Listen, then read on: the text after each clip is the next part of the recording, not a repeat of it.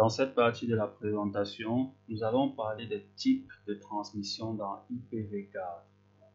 Le premier type de transmission que nous aborderons est la monodiffusion. On va écrire ici monodiffusion.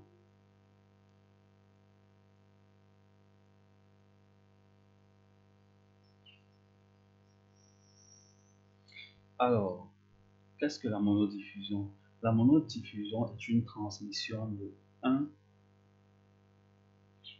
vers 1, ou en anglais one to one.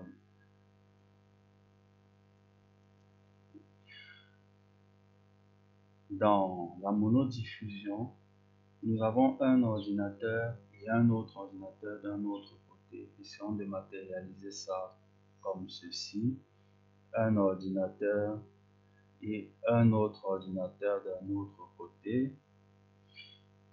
Le premier ordinateur a une adresse IP unique et le second ordinateur a une adresse IP unique également. Appelons cet ordinateur A et cet ordinateur B. Si A envoie un paquet vers B, alors l'adresse IP de destination du paquet sera celle de B. L'adresse IP source du paquet sera celle de A. Pour que cette transmission marche, A et B doivent avoir des adresses IP uniques de monodiffusion. Le second type de transmission que nous avons est la multidiffusion.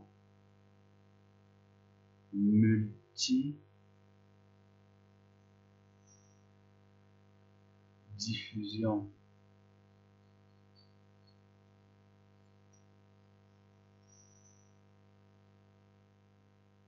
Dans la multidiffusion, la transmission se fait d'un système vers un groupe, c'est-à-dire de 1 vers le groupe.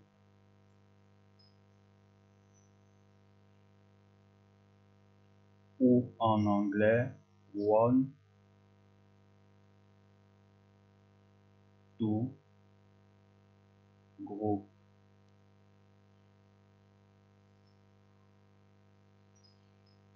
L'analogie la plus simple que nous puissions faire ici est lorsque l'on envoie un mail à plusieurs destinataires à la fois ou un groupe de destinataires.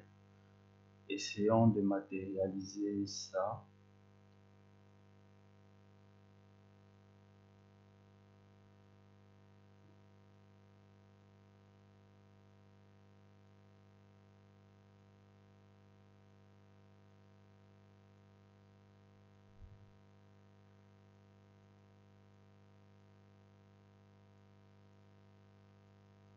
Ce qui se passe, c'est que nous avons un système d'un côté et plusieurs systèmes d'un autre côté.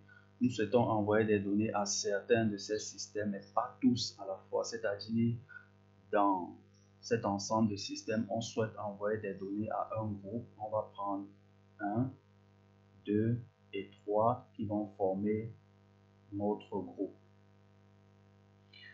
Nous pouvons faire cette transmission de deux façons. La première façon est d'utiliser la monodiffusion telle qu'on a vu tout à l'heure et d'envoyer les données plusieurs fois, c'est-à-dire une première fois, une seconde fois et une troisième fois. Le problème est que les mêmes données vont transiter plusieurs fois dans le réseau et utiliser trop de bandes passantes. C'est une façon inefficace de transmettre dans notre cas. La façon la plus efficace de transmettre ici est de mettre sur pied un groupe de multidiffusion et d'envoyer une seule fois les données vers ce groupe. Faisons un peu de propreté pour commencer.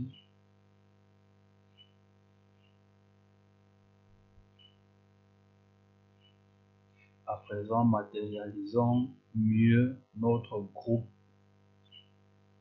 de multidiffusion. On va écrire la groupe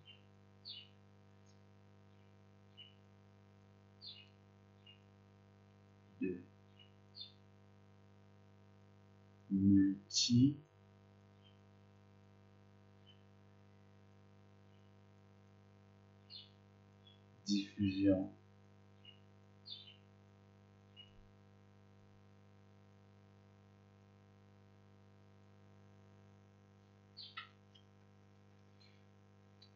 Alors, les données seront envoyées une seule fois et le groupe recevra ces données.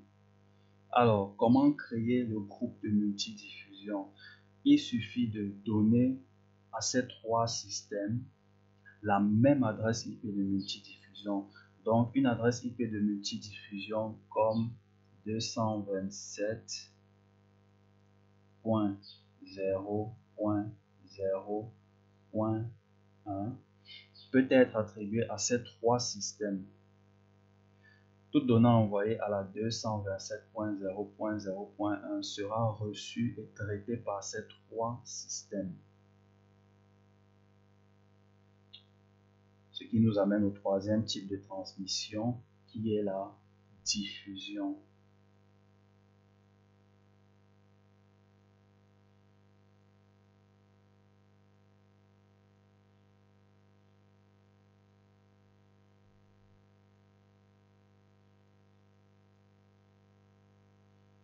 Il s'agit d'une transmission de 1 vers tous. 1 vers tous. Ou en anglais, one to many.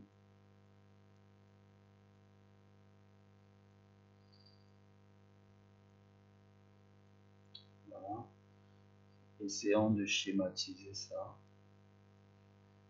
On a d'un côté un système et d'un autre côté 4 systèmes, par exemple.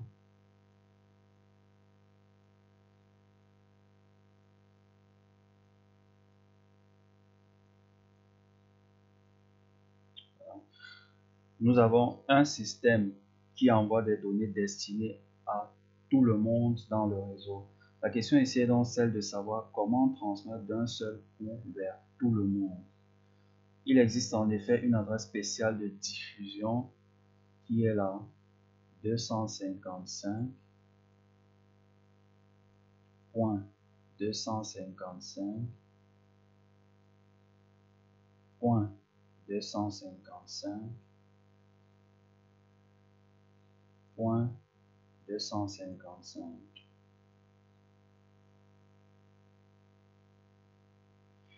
La règle ici pour l'adresse IP de diffusion est que l'adresse de destination, c'est-à-dire l'adresse IP de diffusion, est constituée, si on parle en termes de binaire, uniquement de 1.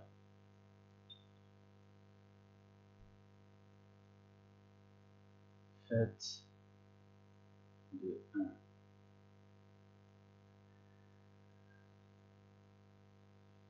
Autrement dit, nous avons une adresse IP qui est faite de 32.1, c'est-à-dire 1, 2, 3, 4, 5, 6, 7, 8, 9, 10, 11, 12, 13, 14, 15, 16, 17, 18, 19, 20, 21, 22, 23, 24, 25, 26, 27, 28, 29, 30, 31, 32, 255. Point 255, point 255, point 255. L'adresse IP de diffusion est 255.255.255.255 parce que tous ces bits sont à 1.